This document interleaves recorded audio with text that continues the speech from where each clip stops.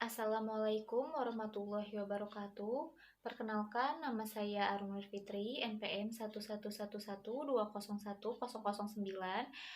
Saya dari kelas reguler sore, Prodi S1 Manajemen. Di sini saya akan mencoba mengolah data menggunakan aplikasi SPSS. Di sini saya akan mencoba mengolah data skripsi berjudul Pengaruh Kepemimpinan dan Motivasi Kerja terhadap Kinerja Karyawan di PPR Artahuda Mandiri Margoyoso Pati.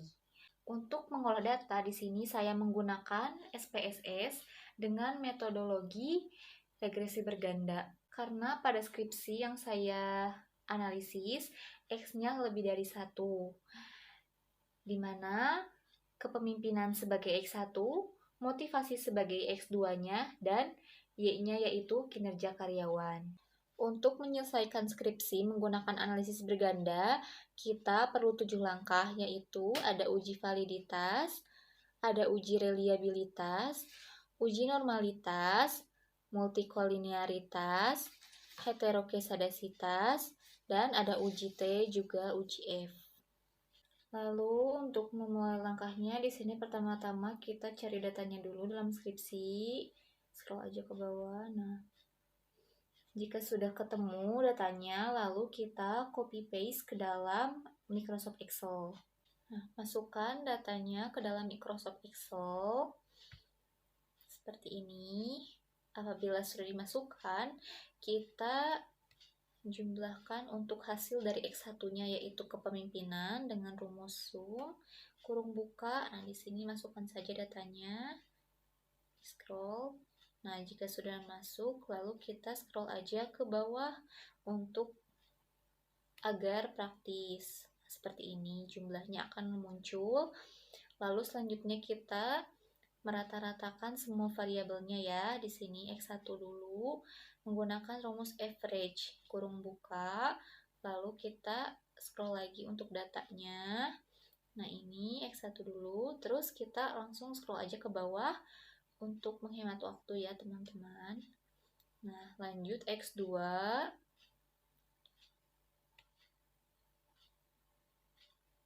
Gunakan hal serupa. Setelah itu lanjut ke Y.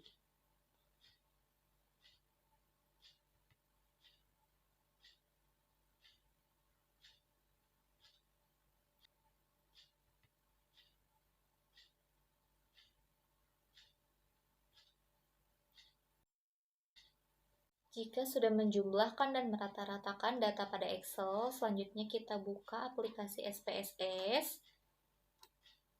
Di sini saya menggunakan SPSS versi 25 ya. Nah, di sini akan langsung muncul new database-nya. Nah, kita copy paste data X1 semuanya ke dalam SPSS.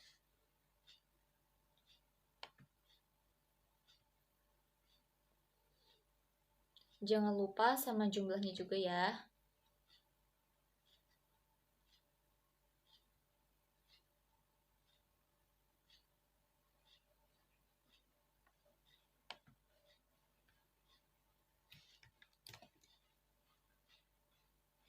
Nah, apabila sudah di copy paste semuanya, kita langsung ke variabel view untuk merename agar mudah dipahami. Saya menggunakan P1, P2 dan selanjutnya, yaitu pertanyaan sampai ke pertanyaan 15.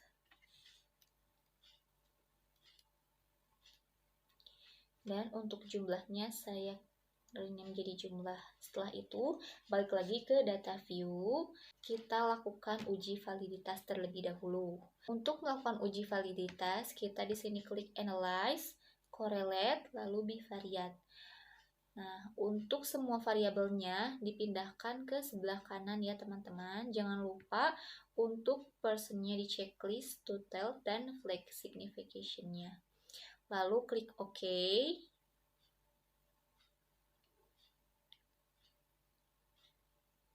Nah, di sini akan muncul hasilnya. Dilihat saja. Hasilnya bisa dilihat pada tabel correlation di sini. Ada signifikannya yang 2 valid. Jika pada sig to validnya di bawah 0,05, maka hasil datanya itu valid ya teman-teman. Oke, kita lanjut ke uji reliabilitas. Untuk uji reliabilitas, di sini kita klik Analyze, Scale, Reliability Analysis. Lalu, untuk semua variabel X ini dipindahkan ke sebelah kanan, kecuali jumlahnya ya. Nah, lalu di sini pastikan pada model terpilih alpha ya, lalu klik OK. Maka akan muncul hasil seperti ini. Nah, hasilnya bisa dilihat pada Cronbach alphanya. Jika Cronbach alphanya di atas 0,60, maka data tersebut bisa dikatakan reliable. Sekarang lanjut untuk tahap ketiga, yaitu uji normalitas. Di sini saya menggunakan data yang baru ya. Lalu masuk lagi ke dalam Excel. Di sini kita copy paste hasil rata-rata yang sudah kita rata-ratakan ke dalam SPSS. Seperti biasa, di sini saya rename di variable view. Untuk yang pertama saya ganti menjadi kepemimpinan. Lalu yang kedua jadi motivasi. Dan yang ketiga kinerja. Langsung pindah lagi ke data view. Nah, di sini kita klik Analyze, lalu klik Regression, klik Linear. Nah, untuk variabel Y-nya kita pindahkan ke Dependent, dan variabel X-nya pindahkan ke Independence. Lalu klik Save. Jangan lupa centang unstandardized-nya, lalu continue dan klik OK. Maka di sini akan muncul res 1 seperti ini. Klik Analyze, lalu non-parametric text, legacy dialogs, one sample case. Lalu di sini kita akan muncul tabel one sample homolog. Pindahkan unstandardized-nya ke sebelah kanan, lalu klik OK saja. Nah, maka di sini akan muncul hasilnya. Maka hasil yang keluar adalah seperti ini. Hasilnya bisa dilihat pada asymptotic. Jika asymptotic-nya di hasilnya di 0,05, maka data tersebut bisa dikatakan normal. Lalu selanjutnya kita lanjut ke tahap keempat, yaitu uji heterokezadasitas. Untuk uji heterokezadasitas, kita klik transform, lalu compute variable. Isi target variabelnya dengan absolut, lalu pilih all untuk function grupnya, dan pilih ln untuk function and special variable. Maka dalam numeric expression akan terdapat ln dalam kurung titik-titik. Nah, di sini kita lengkapi dengan res 1 saja. Oke. Nah, di sini maka akan muncul tabel absolut. Lalu sekarang kita membuat tabel logaritma dengan cara yang serupa seperti sebelumnya, yaitu dengan klik transform, lalu target variabelnya kita ubah menjadi logaritma, karena di sini kita akan membuat tabel logaritma. Untuk function grupnya itu masih sama ln, tetapi untuk dalam kurungnya diganti jadi absolut. Maka akan muncul tabel logaritmanya.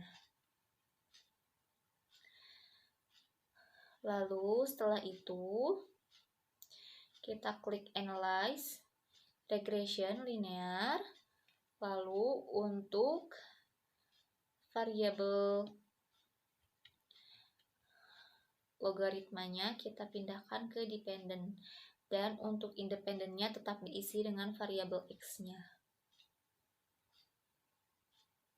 Klik OK.